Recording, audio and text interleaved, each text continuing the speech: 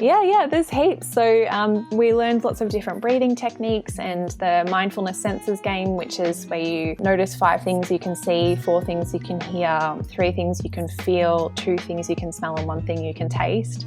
So that's just a really simple mindfulness kind of fun thing that people can do. But the breathing techniques.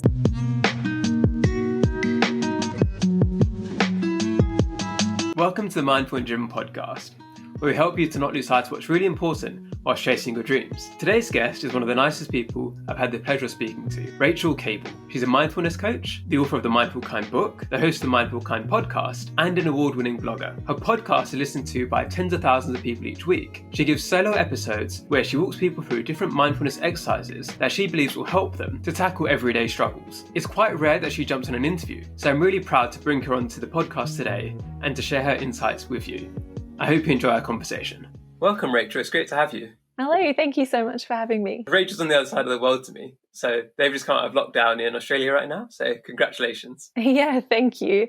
I know we're just really taking it one day at a time, and it's getting close to 7 o'clock now, so I'm starting to wind down for the day and feeling a bit more relaxed. I've been listening to your podcast, The Mindful Kind. You've been doing it for so long and you're putting out this weekly content. What's some common advice you disagree with that you've seen quite often? Yeah, so that's a great question. I think for me, some of the advice that I've seen around you have to color inside the lines, or you have to be perfect, or you have to be always achieving the next big thing, I find that kind of advice quite limiting and quite restrictive. And I think for me personally, because I did grow up with a lot of those rules and I'm completely a rule follower, it really limited my growth, it limited my curiosity, and I found myself just feeling stressed and overwhelmed and pressured to constantly be trying to fit inside the mold. And I think that what this kind of pressure can do is that not only does it create stress and anxiety, but it stops people from exploring and experimenting and having fun and being playful and all these really cool things that add zest and excitement into life. And so when I see that kind of advice around, just hustle until you get to the next thing and make sure that you're perfect and you have to achieve things all the time, and I don't know, it kind of frustrates me because I think it limited me so much for such a long time. And I think people have so much more potential when they do color outside the lines. Is there anything at the moment that you're colouring outside the lines on? Yeah, lots of things actually. I'm just about to create a webinar, which is a long way out of my comfort zone.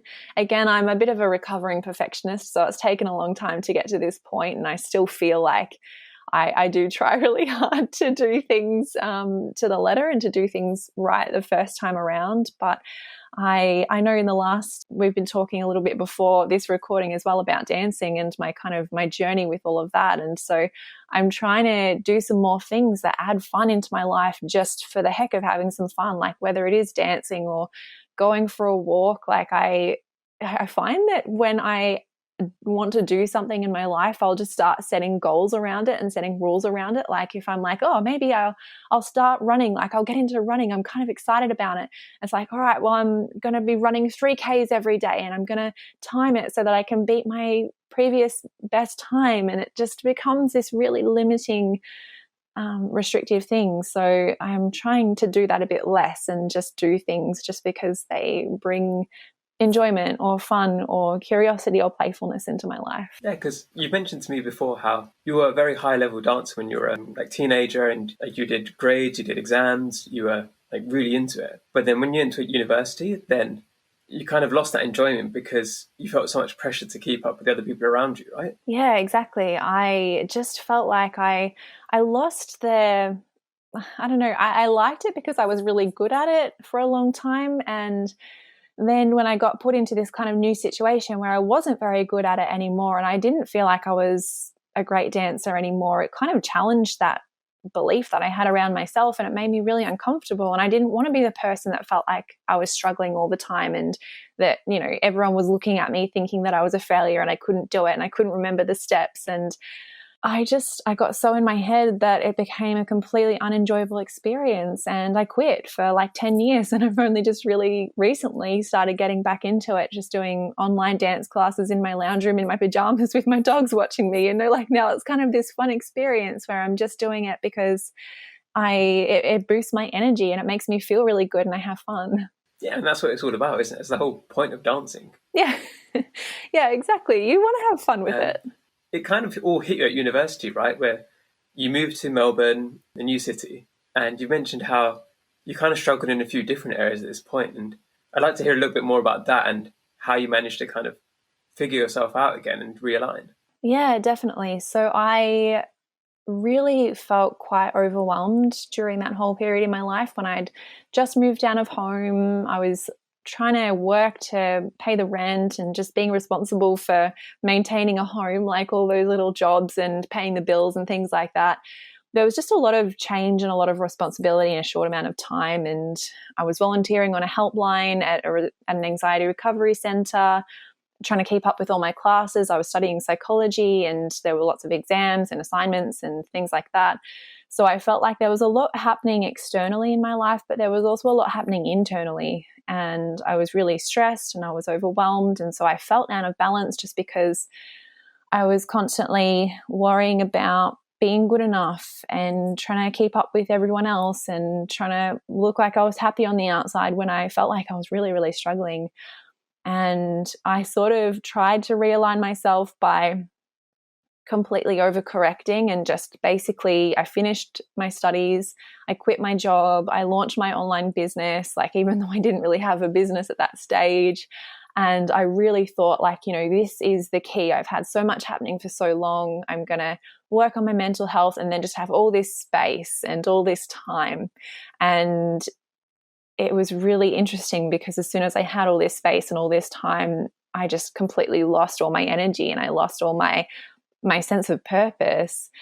And so I sort of, had this really intense experience and then I kind of switched and overcorrected and had this other really weird, intense experience. And then since then, I've just started slowly building my life back up in terms of listening to what feels good and really just being intentional about how I spend my time and noticing how I feel as well, because being an introvert, I only have so much social energy to give. And so if I'm doing lots of interviews in a week and I've got lots of clients all through the days, I find myself feeling really depleted.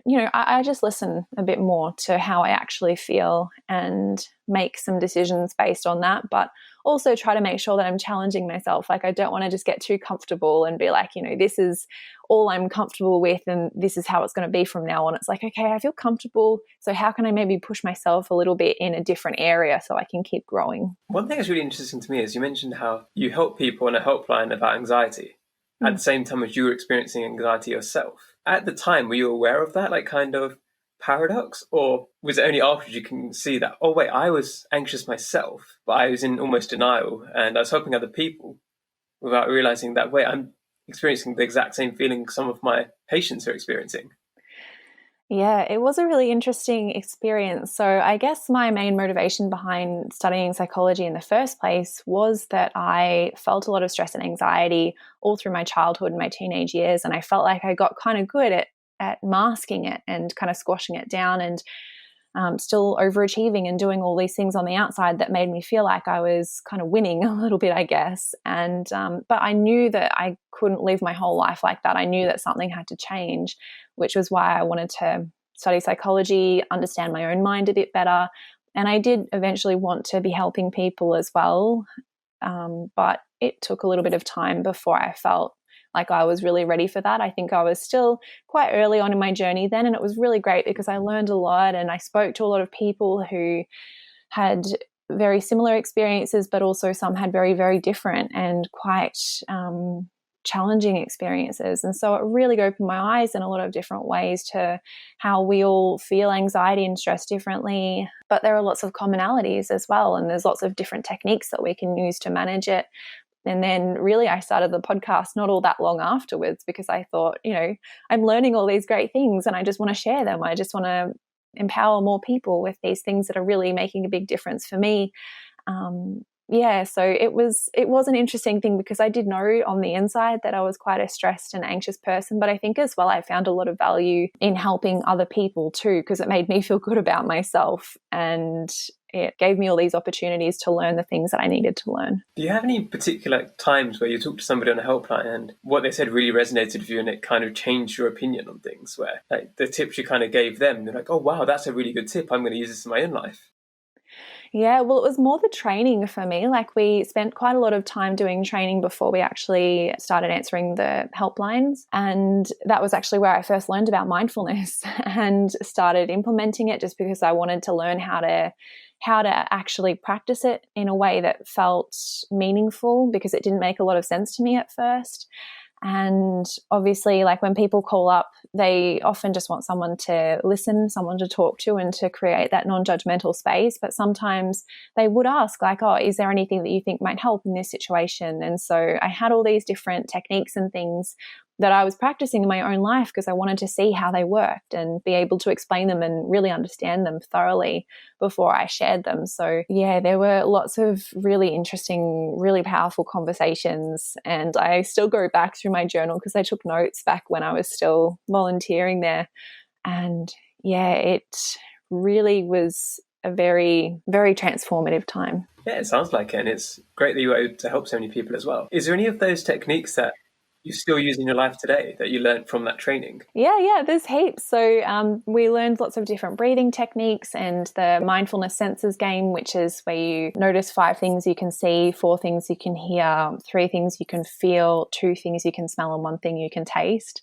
So that's just a really like simple mindfulness kind of fun thing that people can do. But the breathing techniques, I've really done a lot of study since then, because I found the couple of breathing techniques that I did learn, like the breathing waltz, which is where you breathe in for 3, hold for 3, and breathe out for 3, and then repeat that.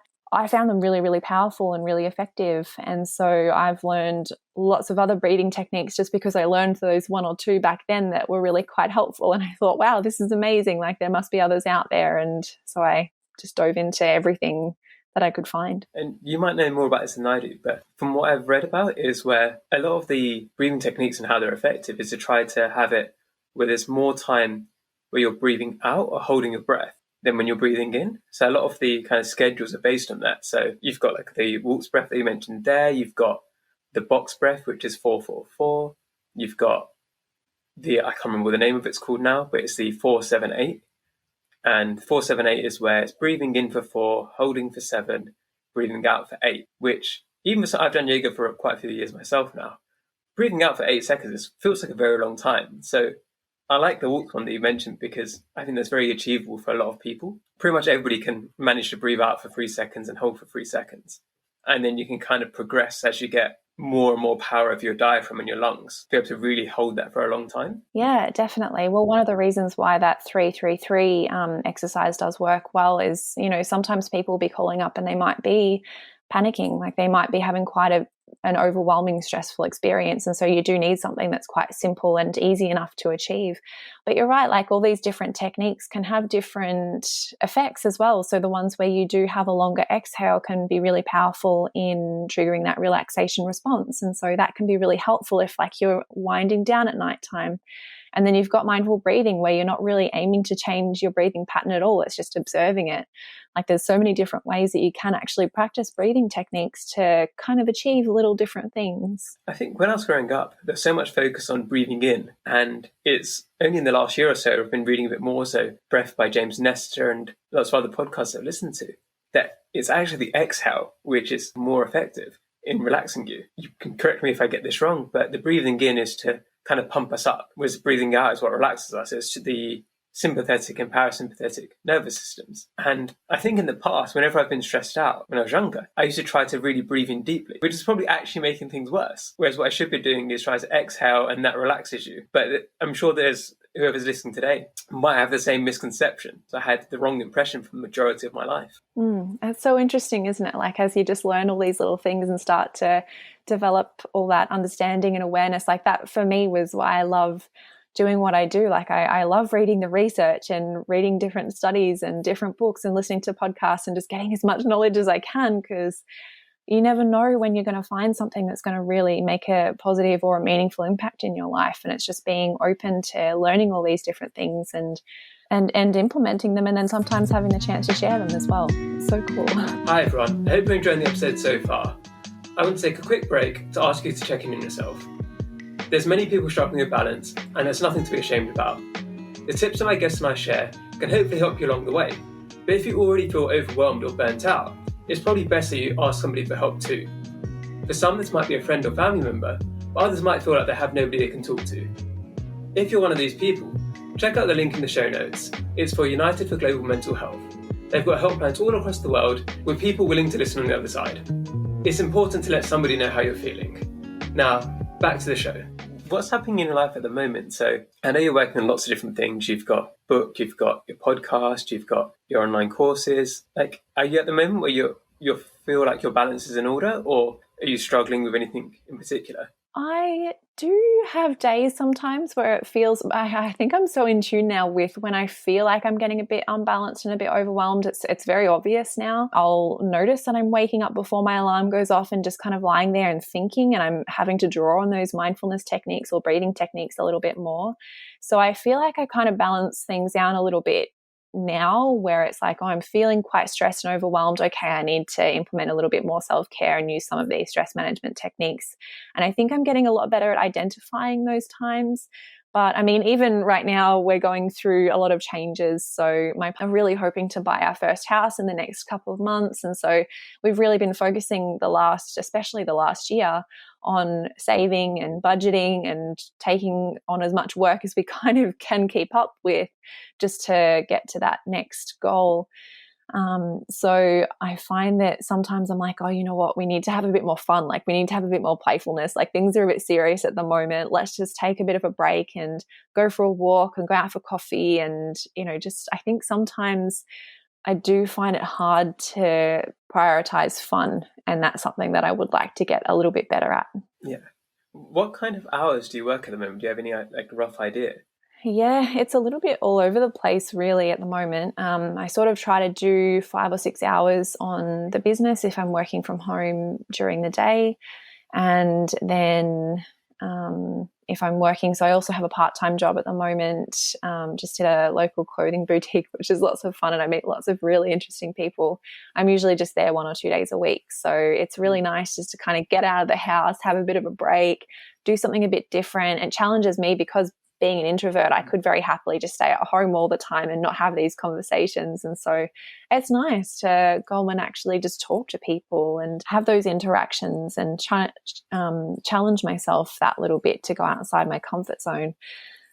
But, I do feel like I love a lot of the routines that I have at home now. So I try to make sure I get some exercise or do some dancing and have time to meditate. And I take my dogs out 3 times a day so they can have a proper play and a bit of a walk and things like that. And I love cooking. So I don't know, there's lots of different things that I do fit into my everyday life that nourish me and make me feel really good. So I think I'm pretty happy with the balance I have at the moment, but some days, some days are just trickier than others. I like we mentioned there, so you've got the part-time job as well, because I think a lot of people, when they think about going into doing their own business or striking out their own, they feel like it has to be all or nothing, where they have to be completely dedicated to themselves or they work a job. Whereas I know a few people are doing the similar kind of thing, or they work a couple of days for somebody else, but that gives them the kind of stability in a way as well, because like you said, when you're doing your own thing, it can be all over the place because there's so many different ideas all the time. There's one thing I'm considering maybe in the future where maybe I do have 1 or 2 days where I'm doing something a bit more structured for somebody else as well. Did you always do that, or did you introduce that again recently? Yeah, I've gone back and forth a little bit. So when I first started my online business, I went full time into doing the business and trying to grow it, and just found that I lost that sense of purpose. And I went back to my old job working in admin. So I was there 3 days a week, but I found that being in front of a computer at both my jobs was just too much screen time, and I wasn't getting enough of that variety. So when I moved back to my hometown, I started working at a local pharmacy, which was where I worked at before I actually moved away. And it was really nice just to kind of get back into the community as well, because living in a small town, it's nice to just build up those relationships a little bit. And then things started getting really busy in the business again. So I went full time back into that. And I just found that, I love it, but sometimes I just lose track of the days and you feel like it's just a never ending Groundhog Day. Like, even though you're doing different things every day, it's just, you need to sometimes have that like purpose to get out and do something different. And it's nice almost working for someone else and being like, you know what, they make the decisions, I just follow what they say. And it can be easier sometimes. I don't know, maybe I was not so much made to be an online business entrepreneur. I just kind of fell into it. It actually wasn't really intentional. And I just kind of listen to what feels good along the way and try and figure it out as best I can. I think it's really important that you shift around and you change things up, where sometimes people are so dedicated to, I've quit my job, I need to become an entrepreneur, I'm going to do it no matter what. Whereas sometimes like it's not so busy, or sometimes you want the interaction and the structure. It's okay to have a part-time job too. You don't like lose any entrepreneur brownie points for doing that. What would like a successful lifestyle look for you in the future? Like, what's the kind of ideal lifestyle? Yeah, so I think for me, what's really important is feeling like I'm connected with my meaningful work. So I do really love what I'm doing at the moment, but I think if I was to go into it full time, I would want to have more of a team around me. I think that just doing it all on your own sometimes gets draining and tiring and can be quite lonely. So I think that's what I've really noticed with having the part-time job, is that I need to be having those interactions with other people. And if I was to go full-time into the business, that's something I need to honor.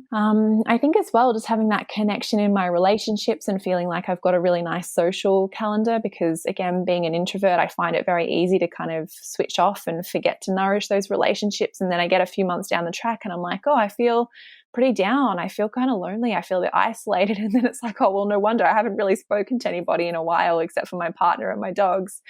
So there's that. And then also just having that fun and the creativity in my life as well, like trying different things, reading books, listening to podcasts, just really having that time and space to slow down and have fun and do the things that are meaningful to me. Yeah, that's great. And I think it's quite interesting there about the introvert side of things, because online, I think there's a lot about introverts, because it's probably stereotypical for people who are introverts to be posting online rather than interacting in the real world, maybe. So I've seen it in comments where a lot of people who are writing online are talking about introverts. And it's not necessarily something which is so strictly defined. Like, some people might have some tendencies, or sometimes they enjoy being with other people and sometimes they don't. And it's, like I said there, like, even though you identify as an introvert, it doesn't mean that you don't want to talk to people, because that does add value to your life too. So I think it's important that people don't just follow like a label about, I'm this, so therefore I need to live my life like this, because you can have the best of both worlds a lot of the time. Yeah, definitely. And, every time I do one of those like Myers-Briggs personality tests, I'm always very strongly an introvert. But I feel like over the last couple of years, I've really started to prioritize all of those relationships and friendships in particular, because I used to just let those fizzle out. And I find that I get actually really quite excited when I get to talk to people, and it's energizing and it's refreshing and I love it. But I guess it is the introvert in me that afterwards I kind of crash and burn a little bit. I need some time to recover and some time on my own to process. And I completely agree actually too with what you said before about sometimes introverts find it a bit easier to show up online. I know for myself that's definitely true.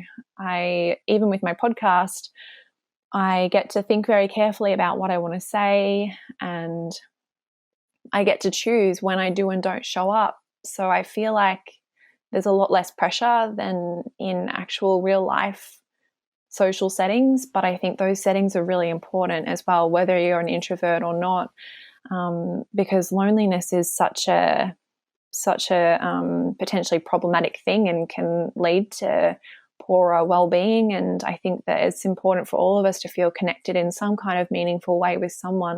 And I was listening to a podcast or reading a book or something recently. It was I can't remember what it was exactly, but it was some kind of research about how 5 or 10 years ago, the number of people in the US that they felt like they had close friendships with, the number was 5. And now more commonly the number is 0. So people feel very disconnected, I think, in this world where we're more connected than ever. Maybe it was more than 5 or 10 years ago that they first got that first number from. I'm probably getting it completely wrong, but that's the idea basically, is that we are living in such a connected world right now, but we're not connected as much as we think that we are. Yeah, and I remember seeing it somewhere where loneliness is actually a bigger factor in like mortality than anything else. Like it's a bigger predictor than smoking or drinking or diabetes or anything like that. And I think we've heard the stories, right, of people where they've been married for 60 years, 70 years, and then both of them will pass away quite within a short space of time. And I think in the kind of modern world where we focus on followers or we focus on prestige, don't forget like the importance of just having somebody you can talk to, because you can do all of the kind of fitness stuff in the world. But if you've got someone who you trust and who you talk to and you foster that relationship, that could do you better. Yeah, it's quite amazing. And I think we're social creatures and we forget sometimes, or our modern life isn't built to allow for these really deep and meaningful and regular connections. It is kind of built on, we're all trying to compete with each other and trying to get ahead and trying to, appear like we're perfect when we're all just human beings. And I think, definitely leaning more on that connection and having those meaningful relationships is really important. Along those lines, is there any mindset shift you think the listeners could make that would make their lives happier and make a positive impact? Yeah, definitely. So I think that kind of along those similar lines, there's a bit of a mindset, I think, where people are like, you know what, I need to always be achieving and getting to the next thing, and I need to be perfect, or I need to appear perfect on Instagram or something like that. But I really think that a different mindset is, what lights me up, or what actually brings me real joy in my everyday life? What can I do that adds value to other people's lives? How can I be kinder? Like asking these questions to figure out what makes you feel genuinely happy or grateful or joyful or excited about life. Like I think that can be a really important thing to do, rather than just focusing on how can I get to the next goal or how can I achieve the next thing. Is just taking the time to look at your everyday life and what do I already have and how can I appreciate that and bring more of those everyday joys into my life. Yeah. And we talked about this before, about how we're both kind of leaving things on the table. If we wanted to profit maximize our lives, then we could earn way more money if we wanted to. But we're both doing well enough. So then to me, it's the time is now more important than the money. So if I'm going to be working longer hours, then it's that trade-off. And I'd rather reduce my hours and how to maximize that time and be very focused in that time, so that I've got more of the other time to spend with the people that I love and the people who I want to spend time with and get to know new people and have new experiences. Because when I'm old, I'm not going to care about how much I earned when I was this age. And if I'm earning $1 million, who cares? But I am going to remember those moments I had with the people around me. Yeah, definitely. I feel like getting into that older age, I would love to have people that love me and support me and that I love and support back. And I think that really is, to me, it's more important than having lots of money. You need some money to be comfortable and to have the things that you need. But more than that, I don't know if it's that important. And it's the different levels. You need enough that you can have everything you need. But if you keep increasing your wants, then you're never going to have enough. So it's that balance of is this expensive new thing that I want? Do I want to spend my time working to get that? Or would I rather not get that and instead go out with my friends and instead spend time with my family or whatever it is you want to do? And it's that kind of trade-off which I think maybe sometimes people don't make in their heads, that because I want this new thing or because I'm chasing a higher salary, I'm sacrificing friends and family for that. And when you say it like that, it's is that actually something you want to do? Or is it just you're in a hamster wheel and you keep going, even though when you take a step back, you don't agree with that stance? Yeah, again, I think there's just those intentional choices that we can make or not make, and we just, I think we can always come back at the end of the day to what's something that I can choose to do today that's going to add more meaning or more value into my life and those around me. It's been a pleasure to talk to you, Rachel.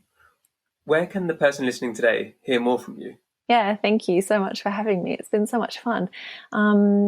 So anyone can go over to my website at rachaelkable.com. You'll find my podcast there, my books there, my blog, everything is basically there.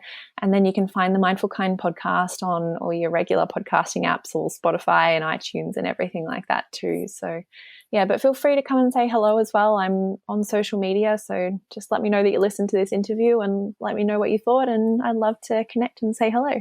One thing I realised as well, so you're based in Australia, but you've actually got a very strong listenership in the UK as well, so you're quite high up the ranking, and it's amazing just how you've got this global reach now. I honestly don't know how it happened. It's, the podcast has done really well in Australia and the UK and the US, and I think, I did put in the work for a long time, but I think there must have been some crazy luck involved, because I didn't do that intentionally. It just sort of happened and made it into the charts there, and it's wonderful. It's so exciting to be able to reach people all over the world. And the final thing to wrap up with is, what's one small thing that's brought you joy recently? I have a couple of different answers for this one. I received an email yesterday from a woman who'd been listening to my podcast, and she just recently had to go and get an MRI scan, and she said that she was feeling really nervous and really overwhelmed, and it was quite uncomfortable, and she actually used one of the mindful breathing techniques that I taught her in my course. And she said it helped her feel more grounded and feel more calm, and just having something to focus her attention on was really helpful in that moment. So I like getting emails like that, just always makes my day. But I know we were talking before we started recording, and I mentioned that I took my dogs outside for a play this morning, and it's really cold outside at the moment. Like, it's kind of spitting rain a little bit, and it's just really fresh. There's snow on the mountains, and both the dogs are just like running around, and their little ears are flapping in the wind, and they're so cute and just so happy. And I don't know, just those little moments are so wonderful.